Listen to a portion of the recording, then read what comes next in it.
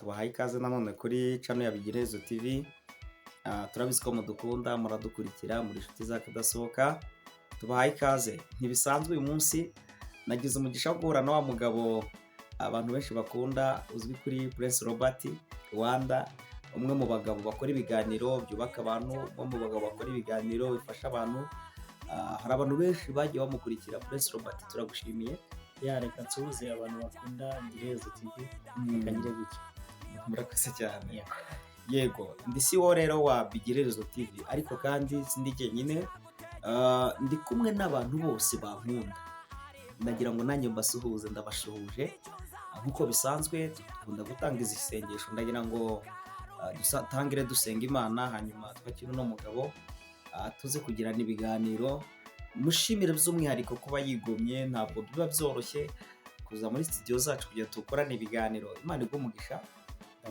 Imana igumugisha cyane. Amen. Dusenga. Imana turagushimiye. Tugushimiye ku bwa mwene data ugeje hano amahoro, tugushimiye ku bw'abanyarwanda, tugushimiye ku bw'itorero urinda, tugushimiye kubwo uburinzi bwa bukomeye wakomeje kutubera Imana.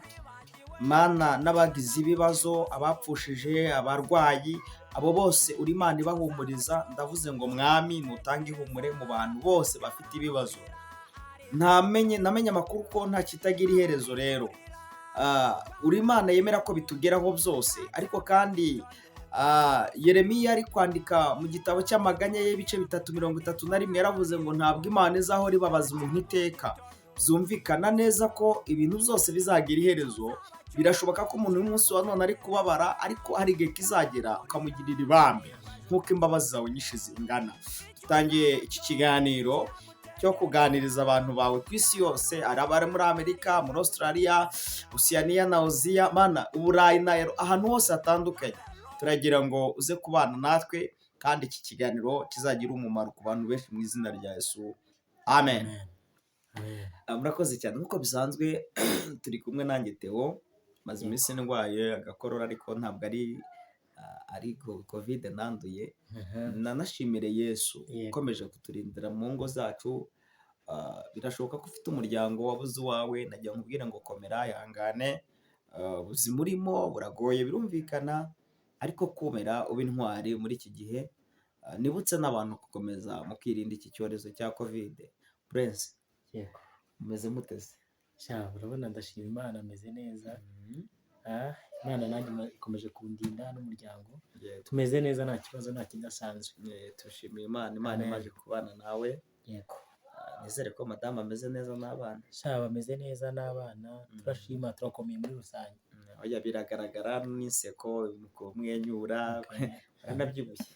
Merci. Cyane gake gake.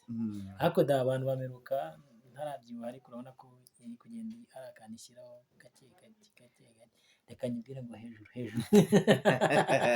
Niko abo bakunda kuvuga. Buri Imana niyo ikoze imirimo yayo kuri twebwe, tujye tuyishimira. Bibiliya iravuga ngo mu bibi no mu byiza duhore dushima. Yego. Umuririmbyi yaravuze ngo noneho namenye neza ko Yego. umwami wanjye agira ibambe. Hallelujah. Nzajya mwirata uko bwije n'uko bukeye. Prince, rero uyu munsi mu bintu byatumye nifuza kugutumira, ndashaka ko tuganira. Hari ibintu mu minsi maze iminsi ntekerezaho, Yego. nifuje ko wafasha kugira ngo tuganirize abantu b'Imana. Nanjye nakwitabye n'icyo mbereye hano kugira ngo tuganire icyo umwami Imana iranshoboza cyangwa umwuka wayo iranshoboza, turakiganiraho. Ubwenge yampaye ndakubukoresha. Bibiliya yaravuze ngo umuntu wigisha n'uwigishwa bagire gute, bagabana ibyo bigisha. Rero biraza kunezeza numvishe icyo umbajije, mfite ubushobozi bwo kugisubiza. Hari inyungu ndakira kuko nshubije, n'abaraduteze amatwi hari ibyo barakira. Yego. So, ndabizi neza ko uri umuntu w'umuhanga. Nateguye ibibazo ahangaha nshaka ko tuza kuganiraho, ariko ndafatamo kimwe cyonyine, ni byinshi, kuko ndashaka ko tuganira ku kibazo maze iminsi nibaza. Nawe udafite igisubizo. Nanjye nafite igisubizo. Nshaka ko tukishakira igisubizo. Hanyuma Imana impa imbaraga zo kubona igisubizo cyayo. Umura ndabizi ko uri umuntu w'umuhanga. Yego. Njya nkurikira ibiganiro byawe kuri Prince Robert. Yego. Nkumva ibyegeranyo ukora, nkareba ukuntu ukora imikorere yawe, nsanga uri umuntu w'umuhanga. Noneho ugeze muri biriya byegeranyo by'abaperezida n'abantu batandukanye, ibyamamare. Ikwiye kudushyigikira nibyo nanjye mba numva nta hantu ndagera, ariko buriya iyo ukoze ikintu ukumva mugenzi wawe arakubwira turakora, biba biguhaye courage cyangwa se biguteye imbaraga zo kuba hari ikindi wakora. yego, ni byiza nabyo kugira ngo urabona isi tugezemo, tugeze mu isi yo kugira ngo abantu banagire ubundi bumenyi kandi dukora mu ikoranabuhanga.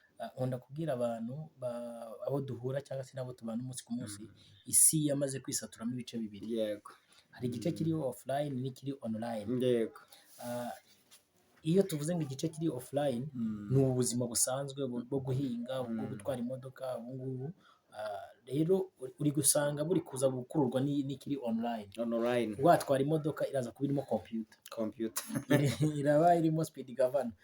Wahinga uraza gusanga byanze bikunze bigusaba yuko ubwo buhinzi bwawe hari tekinoloji runaka ije, hari uburyo amafumbire akorwamo.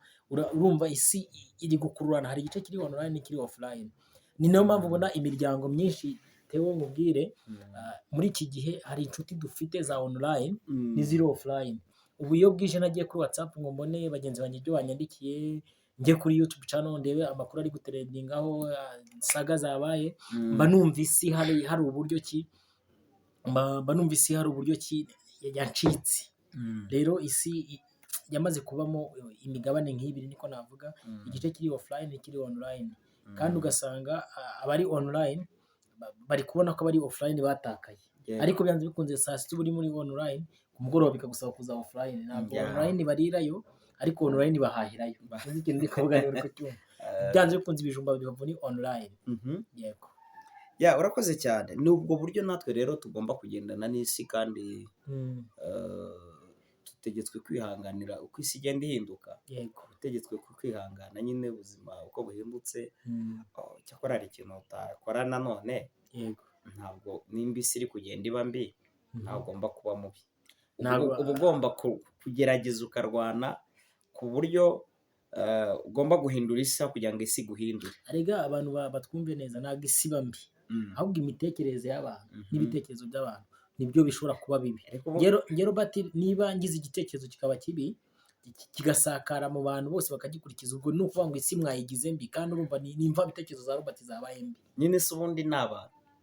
Voilà. Si ni abantu. None se tuvuge ko iki kintu cy'ikirwara cyapfuye kwizana, uretse ko tutabishyira ku muntu runaka, umva bifite promoteri wabiteye, ariko nimba isi ihindutse mugomba kumenya uburyo kimugenda. Nk'ubu turi mu kinyejana cy'abantu, aho isi igeze ku iterambere, ariko iryo terambere rishingiye ku ikoranabuhanga. Yego. Ubu ricara ahangaha ugahamagara umuntu wo muri Amerika, tunasuhuza abari muri Amerika, Australia na Australia na Europe, mu migabane itandukanye. Nimba reka dusuhuza abantu bari hano hirya Uganda n'abari mu Burundi, Tanzania, Kenya.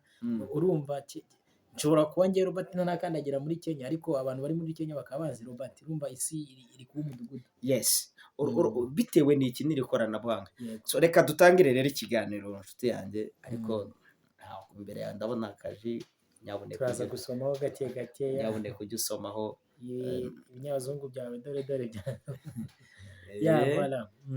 Nuko ujye usoma ku kaji rwose, mu bintu Imana yakoze nabyo birimo. Yego. Ntuze kwicwa n'inyota nshuti yanjye. Merci beaucoup. Uburyo ubonye umushyitsi uramwakira kandi ari byiza. Ndagira ngo nkubaze Prince Robert ku kiganiro tugiye kugirana kivuga ngo ko bwira bugacya. Ni ikibazo maze iminsi nibaza. Ko bwira bugacya, buri munsi mbona bwira kongera bugacya. Mugani watewe ngo burongera buracya, n'ejo bugacya. Pure reka tuganire, ubona amaherezo y'ubuzima bwo kwira bugacya ari ayahe?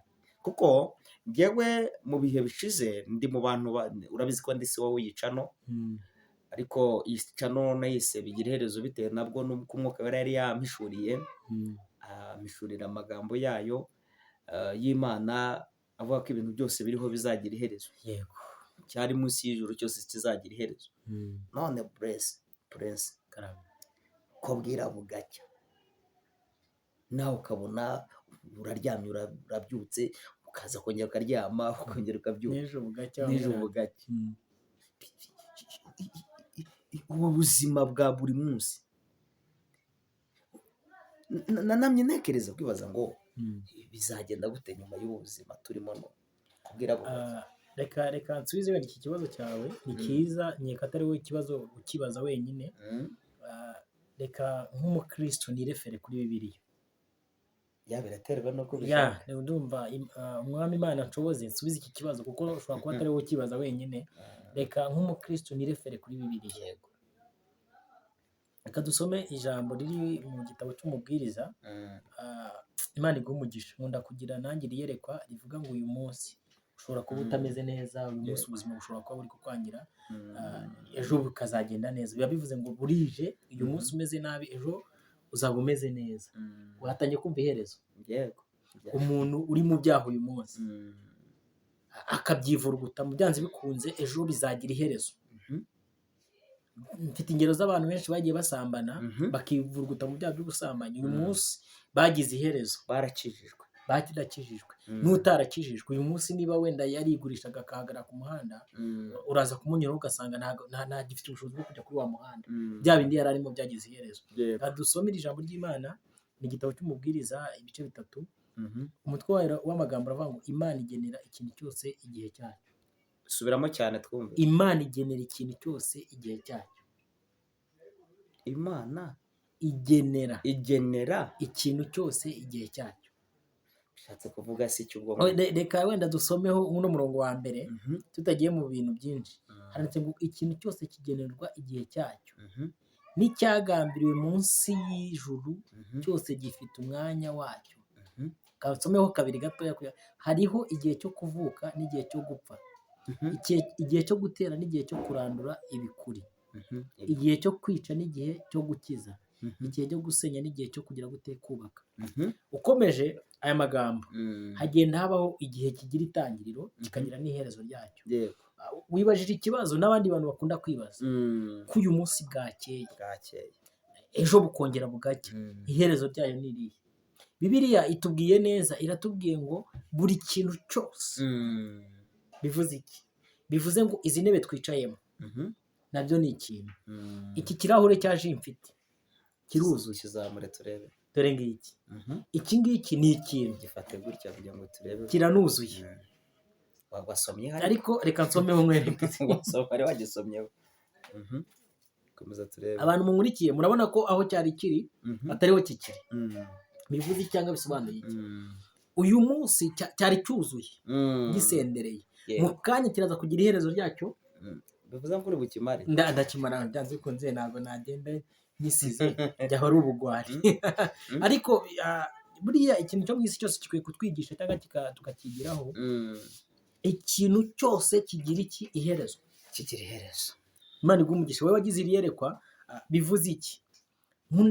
Iyo ndi gukora introduction iwanjye kuri YouTube channel yanjye, ndababwira ngo mwebwe mubona ubuzima bwanze, mwebwe mubona nta cyerekezo, mwebwe mubona nta nzira, uyu munsi niko amaso yanyu ari kubereka. Yewe bwo bwakeye ni izuba muri kurireba, buraza kwira, ariko nubwo bwije mumeze nabi, mu gitondo bushobora. Umwanditsi yaranditse aravuga ngo kurira kwararira umuntu mu ijoro, bwije nyine bwije, ariko ejo mu gitondo bwacyo impundu zikavuga. Yaravuze iki? Iki kibazo wibajije ko uyu munsi bwira n'ejo bukongera bukira, ukumva. Ariko ijambo ridusubije neza, riravuga ngo ikintu cyo munsi y'ijuru icyo ari cyo cyose cyagenewe igihe cyacyo. Bivuze ngo habayeho igihe Theo aravuka, mama we aramubyara, aramutwita, aramubyara. Amaze kumubyara amushyira ku isi. Kugeza uyu munsi ushobora gukora ubushakashatsi ugasanga mama wa Theo wenda ntakiriho cyangwa se ariho, ariko byanze bikunze nubwo ari umwana umwe, niba ari iyerekwa yagize, niba ari iki, ariko n'ubuzima busanzwe yaravuze. Nawe ashobora kuba yaribajije ikibazo nk'iki, yaravuze ngo nta myaka 100. Impamvu yayivuze ni iyi: umuntu ahava akagera. Robert na Theo uyu munsi turi kuvuga, ariko mu minsi mikeya ubu ni baneri bazaba bari kuvuga, baneri bacu na ba Bravo. Kuko byanze bikunze uyu munsi ushobora kuba meze neza, ndiho ndi guhumeka, ariko ntabwo bizakuraho ko nzagira usororo cyangwa n'ahandi hantu Imana yangeneye, kuko Bibiliya iravuze ngo buri kintu cyose yakigeneye igihe cyacyo. Izo mpungenge rero nicyo kibazo wari uri kwibaza ngo ko bwira ejo bugacya bizagenda gute. Ahubwo tushingire icyo Bibiliya iri kuvuga. Na Yesu iki kibazo baramubajije, bavuga kuko twagukurikiye bizagenda gute. ubwo urumva mu mitima yabo hari harimo ngo ko ndeba uyu munsi tugukurikiye bukira n'ejo bugacya, arababwira ngo abaha ingero nziza z'ukuntu bizagenda, arizo nawe nakubwira. Yarabwiye ngo muhore murinze imitima yanyu, mwiboneje, donc mwitegure nk'ukuntu umujura iyo aje kwinjira mu rugo rw'umuntu adateguza, niko n'iherezo ry'abantu rimeze. Bisobanura iki? Abantu benshi bajya bishuka mu mitekerereze yabo no mu mikorere yabo.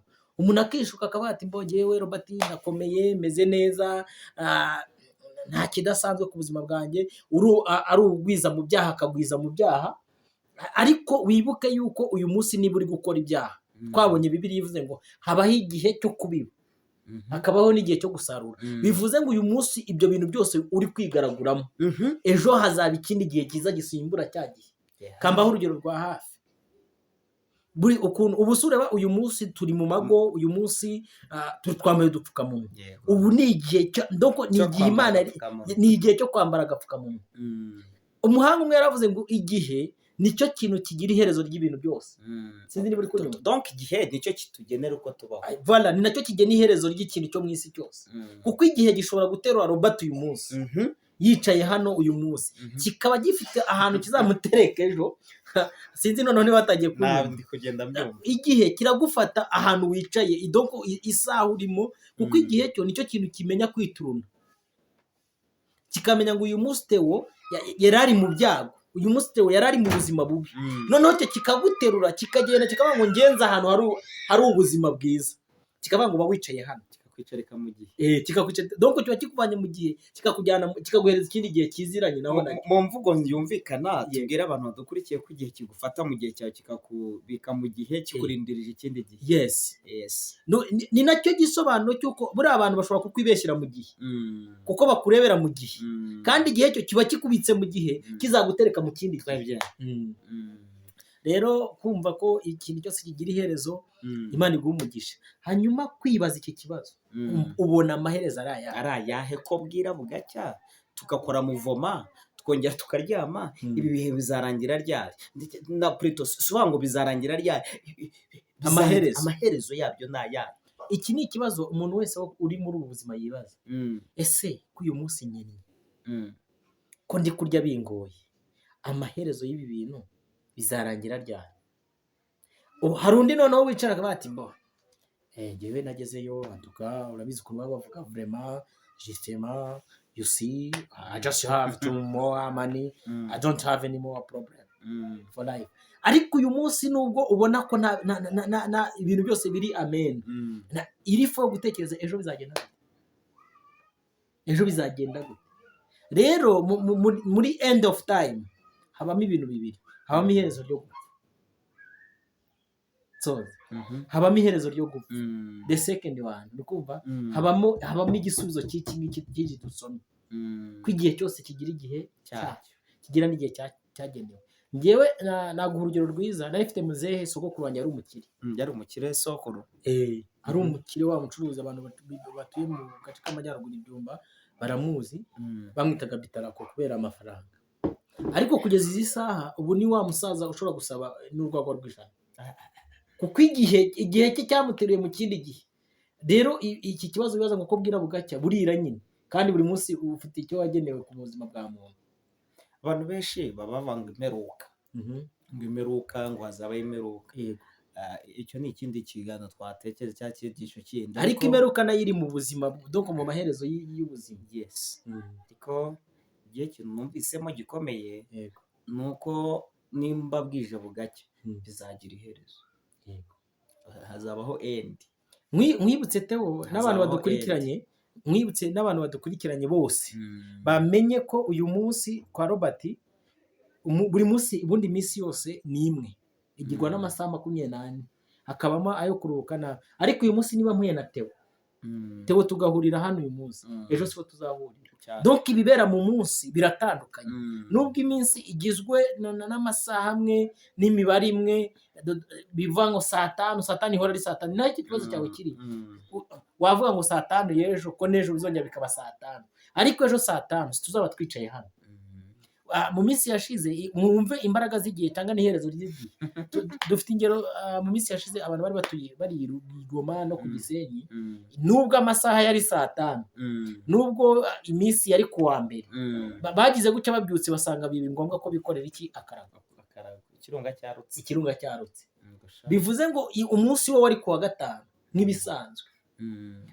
Yewe n'amatariki n'ubundi nta kijya kihinduka. Umwaka ugirwa n'amezi 12, ukagirwa n'iminsi n'urugero 365.